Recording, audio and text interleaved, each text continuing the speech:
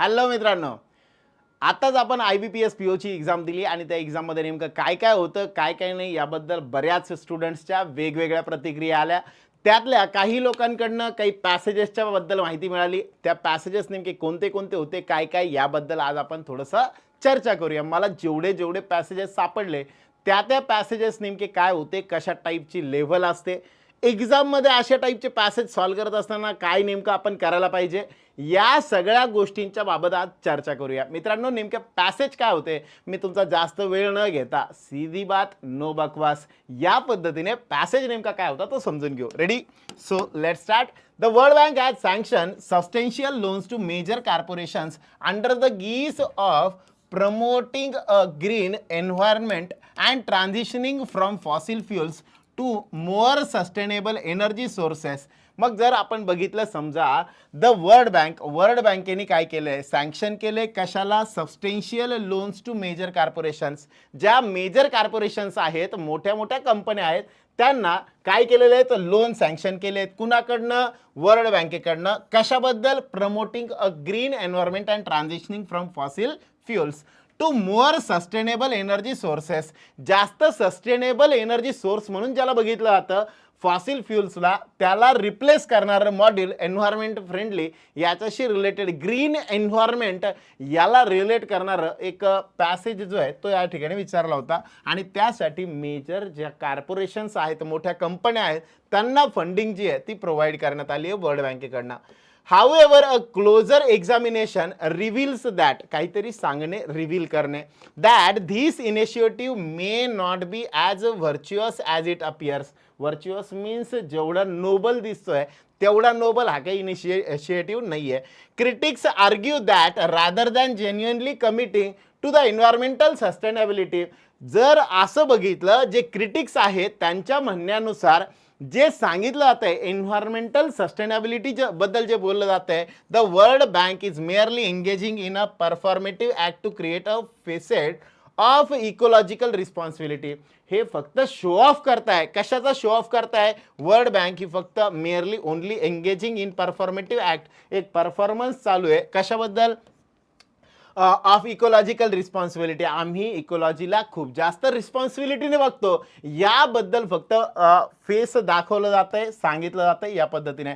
The reality as pointed out by the author suggest that these loans will indirectly bolster म्हणजेच त्यांना मजबूत बनवणं, रोबूस्ट करणं याच्याशी रिलेटेड. सो जशी रियालिटी आहे की ऑथर म्हणतात की these loans will indirectly bolster the interest of large corporations. मोठ्या मोठ्या ज्या कॉर्पोरेशन्स आहेत त्यांचा इंटरेस्ट जो आहे तो वाढवला जातोय, allowing them to maintain their monopolistic hold on the energy sector. त्यांना हे सगळं प्रोव्हाइड केलं जातंय कारण त्यांचा एनर्जी सेक्टरवरती जो होल्ड आहे त्याची मोनोपोली अजून टिकून राहिली पाहिजे यासाठी. Making superficial changes to their practices. आणि यावर वरवर असं दाखवतंय की काय करायला, यांना सगळ्यांना जे तर प्रमोट केलं जातंय ग्रीन एन्व्हायरमेंटसाठी जे आहे ते प्रमोट केलं जातं, असं ऑथरचं पण म्हणणं आहे. In essence, the move is seen as a strategic maneuver to project an image of environmental stewardship while the actual impact remains negligible. In essence काढला तर the move is seen as a strategic start maneuver म्हणजे start करणं. मग याबद्दल आपण बघितलं होतं की हा एक स्ट्रॅटेजिक वाला स्टार्ट जो आहे तो आपल्याला बघायला भेटतोय. अँड इमेज एन्व्हायरमेंटल स्टीवर्डशिप म्हणजेच एन्व्हायरमेंटल बद्दल खूप जास्त रिस्पॉन्सिव्ह असणारं अशी एक स्टेप आपल्याला बघायला भेटते. पण ॲक्च्युअल इम्पॅक्ट रिमेन्स निग्लिजिबल. पण याचा एन्व्हायरमेंटवरती काही फायदा होईल किंवा इम्पॅक्ट होईल हे मात्र निग्लिजिबल आहे. The corporations under the pretext of going green continue to receive significant financial backing enabling them to consolidate their power without undertaking any substantial shift away from the status quo. Status quo म्हणजेच काय असतं, त्यांचं सध्याचं असलेलं status किंवा सध्याची स्थिती किंवा कंडिशन याला जरासाही धक्का न लागू देता त्यांची जी पॉवर आहे ऑलरेडी इस्टॅब्लिश असलेली तिला कन्सिस्टंट ठेवण्यासाठी ही फायनान्शियल बॅकिंग जी आहे ती प्रोव्हाइड केली जाते. This raises questions about the sincerity of the world bank's environmental commitments. And मग यातूनच खरं तर ह्याच कंपन्यांना का याबद्दल हा प्रश्न उभा राहतो आणि म्हणून कळतं की वर्ल्ड बँकेचे एन्व्हायरमेंटबद्दल खरंच सिन्सिअरिटी आहे का, कमिटमेंट्स आहेत का, and suggest a troubling alignment between powerful financial institutions and corporate giant and that could hinder rather than help the fight against climate change. Hinder म्हणजेच ऑब्स्टेकल, प्रॉब्लेम्स ज्याला म्हणतो आपण. मग ह्यातून ह्या मोठ्या मोठ्या ऑर्गनायझेशन्सला फायनान्शियल बॅकअप देणं, a troubling alignment between powerful financial institution and corporate giants that could hinder rather than help the fight against climate change. मग ह्यांना काही पैसे देणं अशा कॉर्पोरेशनला की ज्या ऑलरेडी इस्टॅब्लिश मोठ्या आहेत, मग यांना जर फंडिंग दिलं तर यातून अजून जास्त वाढेल की कमी होईल, हे हेल्प तर करणार नाही एन्व्हायरमेंट फ्रेंडली बनावं म्हणून. उलट त्यांच्या अगेन्स्ट काय करतील, ते फंडिंग वापरतील आणि अजून जास्त एन्व्हायरमेंट घातक असणाऱ्या ज्या गोष्टी आहेत त्या करतील. त्यानंतर दुसरं दिलंय पुढे, the author further argues that if the banks were genuinely, जर खरंच bank genuinely concern with foster करणं, रोबूस्ट करणं, बोल्स्टर करणं अ ग्रीन एन्व्हायरमेंट, खरंच जर वर्ल्ड बँकेला जेन्युअनली वाटत होतं की त्यांनी ग्रीन एन्व्हायरमेंटला फोस्टर केलं पाहिजे, they would prioritise supporting new startups and smaller enterprises dedicated to developing sustainable technology. जर खरंच यांना वाटत होतं तर यांनी काय करायला पाहिजे होतं, need to work on which smaller enterprise और स्टार्टअप्स, नवीन स्टार्टअप्स जे आहेत त्यांना पैसे द्या किंवा स्मॉलर एंटरप्राइजेसला पैसे द्या, सो दॅट ते काय करू शकतील, एक चांगलं डेव्हलपिंग सस्टेनेबल टेक्नॉलॉजी, चांगली सस्टेनेबल टिकणारी अशी जी काही सस्टेनेबल टेक्नॉलॉजी आहे ते बनवू शकले असते. By doing so they would be encouraging innovation and competition which are crucial for a true transition means change to a cleaner energy future. मग ह्या माध्यमातून खऱ्या अर्थानं एक क्रुशियल रोल त्यांनी प्ले केला असता, एनकरेजिंग इनोव्हेशन अँड कम्पिटिशन, आणि त्या सेक्टरमध्ये एक कम्पिटिशन त्यांनी जमा केली असती आणि ह्या पद्धतीने त्यांनी काय केलं असतं, एक बदल घडवून आणला असता. The current approach however seems more like a way to uphold the existing power dynamics, casting doubt on the integrity of the green finance narrative presented by these institutions. मग ह्या इन्स्टिट्यूशन्सने जे नरेट केलंय, सगळ्यांना असं दाखवलंय की वर्ल्ड बँकेने सगळ्यांना असं दाखवलंय की आम्ही फंडिंग दिली म्हणजे आम्ही इको फ्रेंडलीसाठी काम करतोय, पण खरं तर हे इको फ्रेंडलीसाठी नसून तर इकोच्या अगेन्स्ट काम करतायत असं ऑथरचं ओपिनियन आहे. सो ओव्हरऑल जर बघितला याच्यावरती टोन बेस्ड क्वेश्चन आलेला होता. जसं आपण क्लासमध्ये डिस्कस केलं होतं मित्रांनो, आपल्याला जे क्वेश्चन विचारले जात आहेत त्यामध्ये जसं मी म्हटलं होतं की आपल्याला कंपल्सरी रोजच्या रोज द हिंदू एडिटोरियलमध्ये एका tone based passage means tone based जो क्वेश्चन आहे तो आपल्याला कंपल्सरी येणार आहे, त्याची प्रॅक्टिस आपल्याला करायची आपण म्हटलं होतं, आणि तो टोन या ठिकाणी आपल्याला बघायला मिळाला. आणि मित्रांनो खरंच भारी वाटलं की आवर्जून जे लोक ज्यांनी एक्झाम दिली आहेत त्यांनी कॉल करून सांगितलं, सर आम्हाला टोन एक्झॅक्टली, बाकी काही क्वेश्चन काही कन्फ्यूज झाले, काही गडबड झाली, पण हा वाला क्वेश्चन जो होता ज्यांना या आय थिंक 3-4 जी नंतरची शेवटची जी होती, सेकंड लास्ट जी शिफ्ट होती तिकडे हा क्वेश्चन, हा पॅसेज जो आहे तो बघायला भेटला, ज्यामध्ये आपल्याला बऱ्यापैकी चांगलं त्या लोकांनी सांगितलं की टोन बेसवाला एकदम लक्षात आला. सगळ्याचा सगळा टोन जो आहे तो कसा आहे, निगेटिव्हवाला टोन आहे, निगेटिव्हचं ऑप्शन नव्हतं, क्रिटिकलवालं त्या ठिकाणी ऑप्शन होतं, ते आपल्याला टिक करायचं होतं. आय थिंक बी किंवा ई नंबरचं काहीतरी, बी नंबरचं साधारण ऑप्शन जो आहे तो त्या ठिकाणी होता. ठीक आहे. सो असा टोन बेस्ड क्वेश्चन, बाकी पण ठीकठाक क्वेश्चन होते, खूप जास्त डिफिकल्टी लेवल नव्हती. सो हा एक पॅसेज होता एका शिफ्टमध्ये आलेला, याच्यावर बेस मी क्वेश्चन्स पण तयार केले, पण क्वेश्चन सध्या न देता मी फक्त पॅसेज एक्सप्लेन करतो कारण खूप मोठा होऊन जाईल हा व्हिडिओ, त्यामुळं फक्त पॅसेज जे आहेत ते पॅसेज आपण डिस्कस करूया. बाकी मात्र क्वेश्चनबद्दल मी एक PDF जी आहे ती टाकून देईल. ठीक आहे. चलो, नेमके कोणत्या टाईपचे क्वेश्चन्स होते, काय होते, एक मी माझ्या मनाने तयार केलेले आहेत, पण विद्यार्थ्यांनी आपल्याला नेमकं काय काय ते इनपुट मला त्यांच्याकडनं मिळालं आहे, मी माझ्या पद्धतीने तयार केलेले क्वेश्चन आहेत तेच असतील असं नाही, these are memory based questions. ठीक आहे. जसं की काही ओपिनियन बेस सापडले, मला सांगताना त्यांनी सांगितलं की 4 ओपिनियनवाले होते, 3 हे होते, 2 हे होते, ह्या टाईपने ते क्वेश्चन्स जे आहेत ते बनवण्यात आलेले आहेत. त्यामुळं क्वेश्चनची PDF तुम्हाला या व्हिडिओच्या डिस्क्रिप्शनमध्ये बघायला भेटून जाईल, तिथं क्लिक करा, त्या टेलिग्राम चॅनलला जॉईन करा, तिकडे तुम्हाला सगळीच्या सगळी प्रोसेस भेटून जाईल. ओके. नेक्स्ट पॅसेज काय होता बघू आपण. हा पॅसेज मला वाटतं कालच्या एक्झाममध्ये होता. हां, the Greek government is set to implement a new regulation targeting short term rental licences A move aim at addressing the growing housing crisis in Central Athens. Central Athens मध्ये जे काही क्रायसिस चाललंय, ग्रोविंग हाऊसिंग क्रायसिस, ज्यामध्ये जे काही house आहेत जे त्याचं क्रायसिस होत चाललेलं आहे, यासाठी ग्रीक गव्हर्नमेंटनी is setting implement new regulation, एक नवीन रेग्युलेशन काढलंय, ज्या रेग्युलेशनच्या अंतर्गत शॉर्ट टर्म रेंटल लायसन्सेस जे आहेत ते देण्यात येत आहेत. Starting from January 1st, 2025, new licenses for short-term rentals will be banned in 3 central districts of the city. जर 1 तारखेपासून आपण बघितलं 2025, new licences for short term rentals will B ban in 3 central districts of the city. मग जर सिटीच्या त्या ठिकाणच्या आपण बघितलं तर मेनली 3 डिस्ट्रिक्टमध्ये हे बॅन केलं जाणार आहे. न्यू लायसन्सेस जे असतील कुणाला, शॉर्ट टर्मसाठीचे. This decision reflects the government's efforts to balance the interest of booming tourism sector with the needs of local resident who are increasingly struggling to find affordable long term housing. मग ह्याच्या मागे आपल्याला बघायला भेटतं की tourism जे त्या टुरिझममुळं काय झालं, शॉर्ट टर्मसाठी लोक जे येत आहेत त्यांच्यामुळं जे तिथले लोकल लोक आहे त्या लोकल रेसिडेंटला राहण्यासाठी जागा भेटत नाही आणि लॉंग टर्म हाऊसिंग जी येते त्यांची लूज होते. हे होऊ नये, याला बॅलन्स करावं, यासाठी गव्हर्नमेंटने हा इनिशिएटिव्ह घेतलेला आहे. ओके का, मुद्दा काय तो समजून घ्या. पॅसेजचे टोन, पॅसेज नेमकं कशाशी रिलेटेड आहे ते समजून घेत चला. The minister of tourism Olga Kefalogini has indicated that this ban may not be limited to just these areas. फक्त या 3 सिटीजसाठी किंवा एरियाजसाठी नाही आहे. Suggesting that the scope of the restriction could be expanded in the future.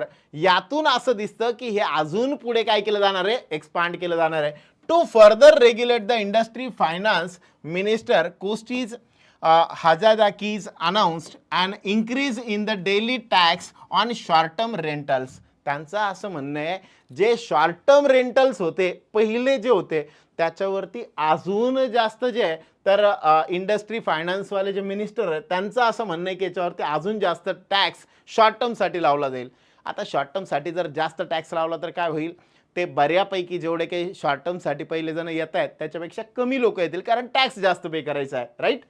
During the peak tourist season, जेव्हा जेव्हा tourist season सगळ्यात जास्त असेल, पीकला असेल, from April to October the tax will rise significantly to 8 euros per day from the current rate of 1.5 euros per day.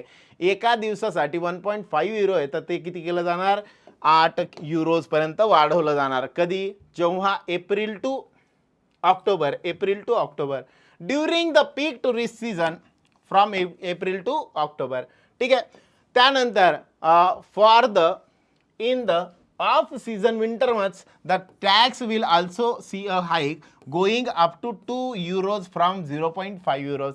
मग off सीझनमध्ये 0.5 euros पासून ते कितीपर्यंत जाईल, 2 euros पर्यंत जाईल. These measures aim to control the short-term rental market, ensuring it does not outpace the demand for long-term residential accommodation, which is essential for local resident. Local residents साठी सुद्धा हे काय जास्त आहे, खूप जास्त महत्त्वाचं असणार आहे. मग यातून हा निर्णय जो आहे तो त्यांच्यासाठी खूप चांगला आहे, फायद्याचा आहे.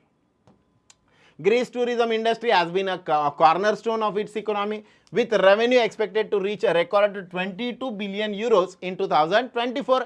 2024 मध्ये किती बिलियन युरोज, 22 बिलियन युरोज पर्यंत तो पोहोचलेला आहे. असा रेव्हेन्यू जो आहे तो टुरिझम मधनं आलेला आहे ग्रीसला. मग यानुसार जर बघितलं तर साधारण जवळपास मी जर म्हटलं समजा 22 बिलियन एवढा जो आहे तो टुरिझम मधनं कमावलेला. Last year the country reported impressive earning. Last इयरची जर अर्निंग बघितली तर that is 20.6 billion euros from tourism alone. Last इयरला 20 होती, आता सध्या ती 22 billion. However the proliferation of short term rentals primarily catering to tourist has contributed to a housing shortages for locals.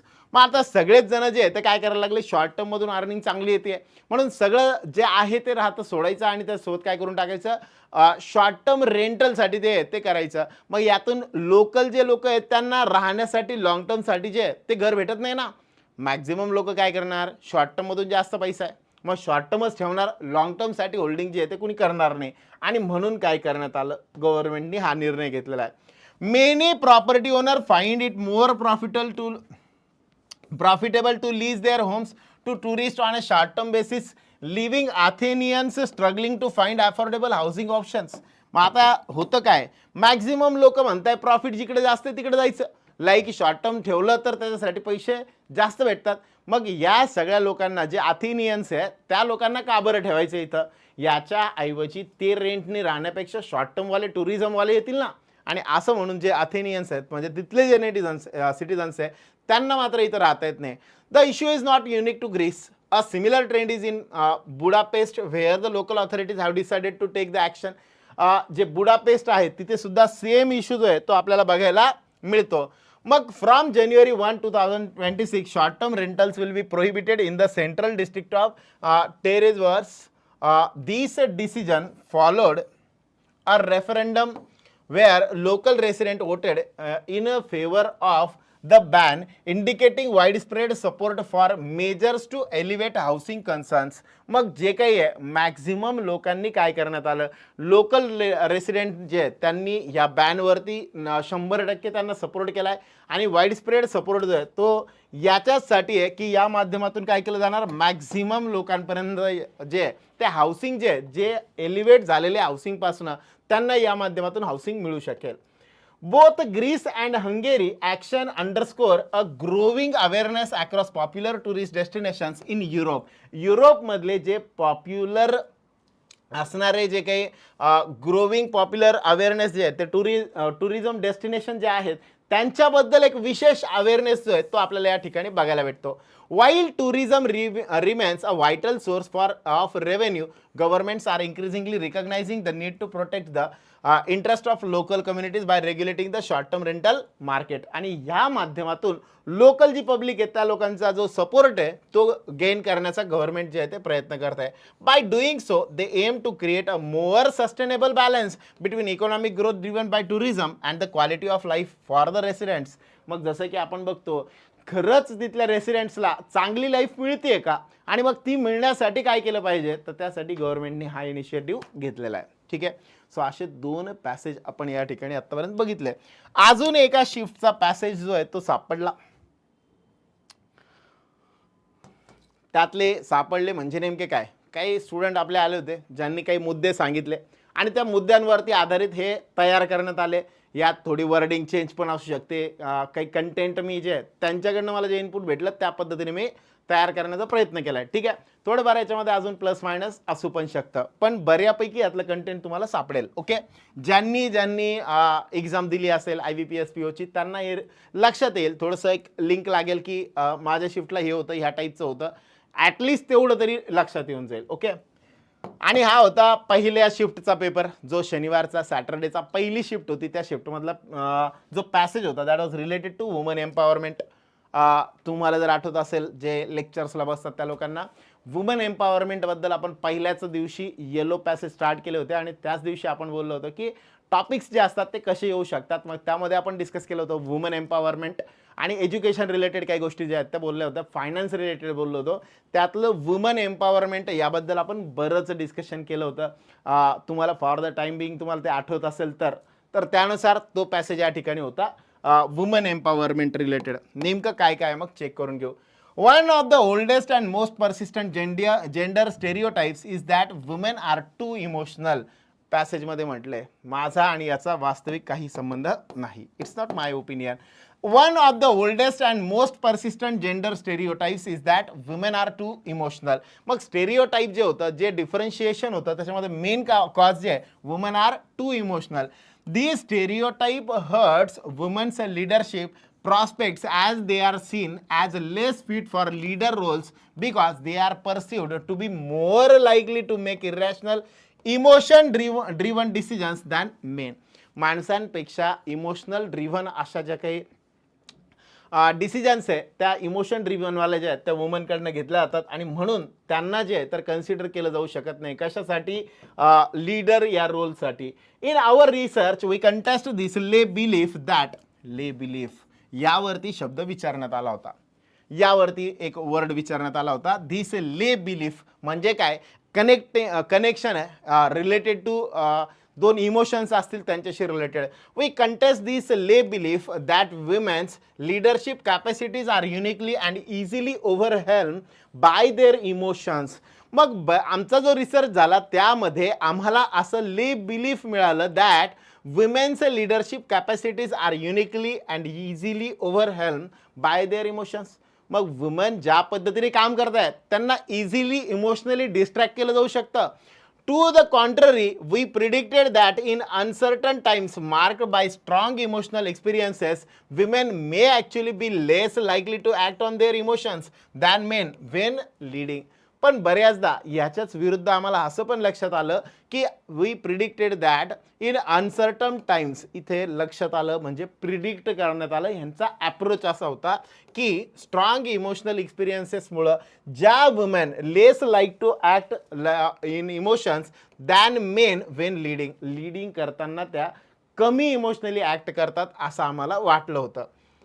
This is because women are socialise to put others needs before their own. याचं कारण असं इमोशनलपेक्षा त्यांनी ते तसे role घेतले lead करताना असं का दिसतंय, कारण त्या socialize to put others needs before their own. स्वतःच्या नीडपेक्षा त्या लोकांच्या नीड्सला जास्त महत्त्व देतात आणि म्हणून त्या जास्त चांगल्या पद्धतीने या ठिकाणी डील करतात. In uncertain times woman will likely feel compelled means force करणं to make sure that others are doing well. जेव्हा पण कॉम्पिटिटिव्ह टाईम असेल त्यावेळेस त्या विचार करतात आणि समोरचा सुद्धा व्यवस्थित करतोय का, काम करतोय का याबद्दल विशेष विचार करून मग फायनल डिसिजन घेतात. Especially others they have a responsibility for such as there direct reports. आणि मग जिथं खरंच गरजेची आहे त्या ठिकाणी काय करतात तर डायरेक्ट रिपोर्ट्स घेतात. Women may therefore act less strongly on their own feelings. आणि म्हणून सोसायटीच्या फिलिंग काय, समोरच्याला काय वाटतंय या सगळ्या बाबतीत ज्या आहे वुमेन ज्या आहेत त्या बाकीच्यांबद्दल विचार करतात, स्वतःबद्दल नाही. आणि म्हणून त्या लेस स्ट्रॉंगली काम करतात ऑन देअर ओन फिलिंग्स. आणि म्हणून स्वतःपेक्षा दुसऱ्यांना त्या जास्त प्रेफर करतात आणि त्यामुळं काय होतं स्ट्रॉंगली त्या त्यांच्या ओन फिलिंगवरती स्टक राहू शकत नाही. Research has shown that anxiety and hope are the two main emotions experienced in the face of uncertainty and are often seen as two opposite responses to a volatile environment. बघा, research करण्यात आला त्यामध्ये uncertain condition आणि certain condition अशा दोन्ही देण्यात आल्या. जेव्हा जेव्हा एन्झायटी आली, anxiety means what will happen in future, त्यावेळेस and hope are the two main emotions experience in the face of uncertainty. जेव्हा अनसर्टन्टी आली तेव्हा दोन गोष्टी एन्झायटी आणि होप होतं. Often seen as two opposite responses. मग या केसमध्ये एक तर होप असायची नाही तर एन्झायटी असायची, हे दरवेळेस दिसायचं. We examine leaders experiences of anxiety. लीडर्सचे आम्ही anxiety and hope as well as their subsequent leadership behaviours during early stages of the कोविड-19 पॅन्डेमिक. कोविड-19च्या काळामधलं सुद्धा आम्ही ह्या लिडरशिप टाईपमध्ये ज्या पण अनसर्टन्टी होत्या त्या आम्ही चेक केल्या. A time of high uncertainty, सगळ्यात जास्त अनसर्टन्टी होती ती कोविड-19मध्ये, त्यावेळेस सुद्धा आम्ही चेक केलं. Critically anxiety and hope relate to people's perception of controllability in one's environment. खरं बघितलं तर हे सगळंच्या सगळं त्या एन्झायटी किंवा होप फक्त त्यांच्यावर डिपेंड नसते. That depends on the people's perception. लोकांना त्या कंडिशनमध्ये नेमकं काय वाटतंय यावर डिपेंड असणार की ते नेमकं काय डिसिजन घेणार. Those experiencing anxiety perceive a very little controllability. जर समजा त्या काळात लोकांना भयानक भीती वाटते, भयानक एन्झायटी आहे, याचा मिनिंग असा होतो की जी लिडरशिप आहे त्या लिडरशिपमध्ये काय करण्यात आलेलं आहे, लेस कंट्रोलेबल आहे, कमी कंट्रोल करणारी आहे. Whereas those experiencing hope are more apt to believe they still have some control over their environment. आणि जे त्या वेळेस एन्झायटीमध्ये न जाता होपमध्ये गेले त्या लोकांबद्दल आपण असं म्हणू शकतो की त्यांची लिडरशिप जी आहे ती काय करते, एन्व्हायरमेंटला कंट्रोल करणारी आहे. We draw an appraisal theories of emotions which state that emotion result from how a person appraises or interprets a specific situation. मग आम्ही याच्यावरती रिसर्च केला आणि रिसर्च करताना काही थिअरीज सांगितल्या इमोशनच्या, ज्याच्यातून पर्सनला नेमकं काय वाटतंय, त्याच्या इमोशन्स कोणत्या कुठून येतात, नेमकं ते अप्रेज कसं करतात, रिझल्ट्स नेमके कसे तयार होतात, यावर आम्ही वर्क केलं. One way that leaders experiencing anxiety may seek to restore some control over their environment is by wielding power over their reports, engaging hostile, non-physical behaviors that can constitute abusive supervision. ठीक आहे. मग ह्यांनी काय केलं, जर काही ठिकाणी anxiety बघायला भेटती, ज्या वेळेस एन्झायटी आली त्यावेळेस वाइल्डिंग पॉवर जे आहे, रिपोर्ट्सवरती विश्वास ठेवून engaging in hostile non physical behaviours, म्हणजे सगळ्यांसोबत जे तिकडे अप्रोच न करणं, वरच्यावर सुपरफिशियल जे काम करणं, या सुपरविजनमुळं अब्युझिव्ह मीन्स क्रिटिकल, एकदम टीका करण्यासारखं, कर्स करण्यासारखं, ब्लेम करण्यासारखं, असं जे सुपरविजन आहे ते आपल्याला बघायला भेटलं. जिथं असं सुपरविजन असेल त्याचा रिझल्ट एन्झायटी बनाल. आपल्याला दोन गोष्टी सांगितल्या होत्या, एक होती एन्झायटी आणि दुसरं होतं होप. ठीक आहे. मग ह्या दोन इमोशन्स आहे, दोन फिलिंग्स आहे, पण या रिझल्ट कशाचे आहे त्याचं रिझन इथं रिसर्च त्यांनी केलेलं आहे. त्यामध्ये सांगितलं की ज्यांनी वरवर माहिती घेतली तो एन्झायटीमध्ये असतो. By contrast, leaders feeling hope would pursue some control and hence would be less likely to seek restoring control for themselves. आणि मग ज्या लोकांमध्ये होप दिसली त्यांना स्वतःचा कंट्रोल जो आहे, स्वतःचा होल्ड जो आहे तो कमी करायचा नाही आहे. Rather they may be committed to addressing uncertainty by helping their subordinates. सोबत सोबत त्या अनसर्टन्टीमध्ये ते त्यांना मदत पण करताय आणि सपोर्ट पण करताय. Specifically we argue that leaders who felt more hope would engage in family supportive supervision such at seeking to help their reports non work demands and specially salient need during the pandemic. मग पॅन्डेमिकमध्ये सुद्धा family वगैरे सगळ्यांपेक्षा जास्त त्यांनी विशेष महत्त्व जे ते आपल्या कामाला दिलेलं आहे. अशा लोकांना होपफुल असणारे लीडर्स आपण म्हणू शकतो. By integrating research and gender roles with appraisal theories of emotion, we predicted that women may be less affected by their emotions. मग ह्या रिसर्चमध्ये आम्हाला असं लक्षात आलं की ज्या वुमेन आहेत त्या less affected by their emotions, स्वतःच्या इमोशन्सनी कमी अफेक्टेड झाला. They instead engage in emotional labour and managing their emotions, believing they cannot afford falling prey to them due to their responsibility for others. आणि मग अशा काळामध्ये एक गोष्ट चांगली लक्षात आली की वुमन ज्या आहेत त्या कन्सिस्टंटली काम करतायत आणि सोबत सोबत ह्यांना जे आहे तर स्वतःची क्रेडिबिलिटी किंवा रिस्पॉन्सिबिलिटी पण झटकून टाकायची नाही आहे आणि म्हणून त्या चांगल्या वेळेने त्या ठिकाणी काम करतायत.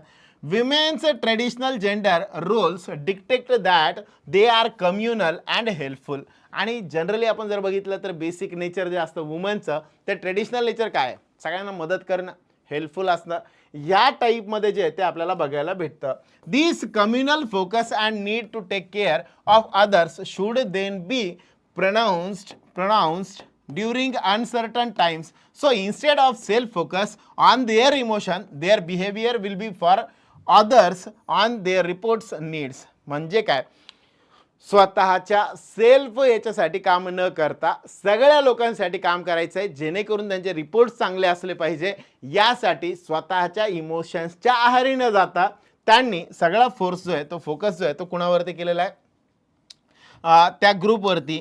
That is we expected that woman leaders would refrain from abusive supervision and engage in a family supportive behavior regardless of whether they experienced anxiety or hope respectively. मग फॅमिलीमध्ये त्यांना खरंच एक वेगळं स्थान मिळालं पाहिजे, कारण सपोर्टिव्ह बिहेवियर, त्यांचं जे बिहेवियर आहे फॅमिलीमध्ये किंवा दे एक्सपिरियन्स एन्झायटी असो नाही तर होप असो, काहीही असो, त्यांचं जे काही ओपिनियन आहे, त्यांचं जे मत आहे त्या जशा आहेत त्या पद्धतीने त्यांना ॲक्सेप्टन्स जो आहे तो मिळाला पाहिजे, सपोर्टिव्ह वे जो आहे तो मिळाला पाहिजे. यावरती सुद्धा मित्रांनो पॅसेज समजला बऱ्याच जणांना, पण ओपिनियन बेस क्वेश्चन होते. मॅक्झिमम क्वेश्चन जे होते ते सगळेचे सगळे ओपिनियन बेस होते. त्यामुळं थोडंसं क्वेश्चनमध्ये ट्रिकी क्वेश्चन्स होते, सॉल्व करायला अडचण गेली असेल तो मी एक शब्द सांगितला, ले बिलीफ म्हणून. त्याच्यामध्ये सगळंचं सगळं जे आहे तर पहिल्या एक किंवा दोन नंबर, एक नंबरचाच काहीतरी ऑप्शन होता कनेक्टिंगशी रिलेटेड वगैरे, तो वाला ऑप्शन जो आहे तो करेक्ट आन्सर होता. सो ह्या पद्धतीचा पेपर होता. यासोबत सोबत अजून काय काय विचारलं होतं. सगळ्यात पहिल्यांदा कॉमन ज्या गरजेच्या गोष्टी आहेत त्या एक फक्त बघून घ्या. काय काय विचारलं होतं त्यामध्ये जर मी म्हटलं समजा मेनली जर कन्सिडर केला आपण वर्ड युसेजवाला पार्ट जो की बऱ्यापैकी कॉमन भेटला. त्यानंतर वर्ड स्वॅपवाले क्वेश्चन्स. यानंतर पॅसेजवाला पार्ट होता, काही ठिकाणी एक काही ठिकाणी दोन. त्यानंतर पॅराजंबल 1-2 शिफ्ट होते की जिकडे पॅराजंबल बिलकुलच आलं नाही. बाकी मात्र जनरली पॅराजंबल ठीकठाक होते, इझी होते as compare to IBPS clerk. मागच्या पेपरला थोडेसे अवघड पॅराजंबल भेटले होते, इकडे मात्र जरा ठीकठाक पॅराजंबलचे क्वेश्चन्स होते. ठीक आहे. त्यानंतर जर मी म्हटलं समजा नवीन मध्ये म्हटलं तर नवीन असं नाही पण फ्रेजल व्हर्ब नावाचे क्वेश्चन्स जे आहेत ते बऱ्यापैकी विचारले गेले होते. वर्ड दिलेले आहेत आणि मग त्यांचा मिनिंग नेमका काय आहे तो सांगायचा आहे. वाक्यांमध्ये वापरलेले त्यांचे मिनिंग सांगायचे. या टाईपचे क्वेश्चन्स आपल्याला काही या ठिकाणी नवीनमध्ये बघायला भेटले. ॲज सच मोठं वेगळं क्लोज टेस्ट काही ठिकाणी बघायला भेटलं. क्लोज टेस्टचे पॅसेजचे एक्झॅक्टली बऱ्याच जणांना विचारलं पण एक्झॅक्टली काही आठवलं नाही. कोणत्या टाईपचे होते ते काही कळले नाही. त्यामुळं एक्झॅक्ट काही सांगता येणार नाही. अजून एक पेपर आला आहे ज्याच्यामधलं पॅसेज आहे लाईक पेस्टिसाईड वगैरे रिलेटेड. तो वाला पॅसेज जो आहे तो अजून बनवतोय. तो जसा बनला तसं मी अजून एकदा तो टाकून देईल. सो या पद्धतीने ओव्हरऑल IBPS PO जो होता तो पेपर राहिला. ठीक आहे. आता आपण पुढचा जो येणारा पेपर आहे तो नेमका कसा असणार काय असणार प्रिडिक्ट करण्यापेक्षा मी म्हणाल रोजच्या रोज प्रॅक्टिस करा. रोजची केलेली प्रॅक्टिस तुम्हाला 100% चांगलं सक्सेस मिळवण्यासाठी कारणीभूत ठरेल. ठीक आहे. त्यामुळं डिसाईड करा आणि आत्तापासून तयारीला लागा. मॅक्झिमम टेस्ट अटेम्प्ट करा आणि त्याचे अनालिसिस करा. ओके चलो उर्वरित पुढील भागात. Good day to all of you.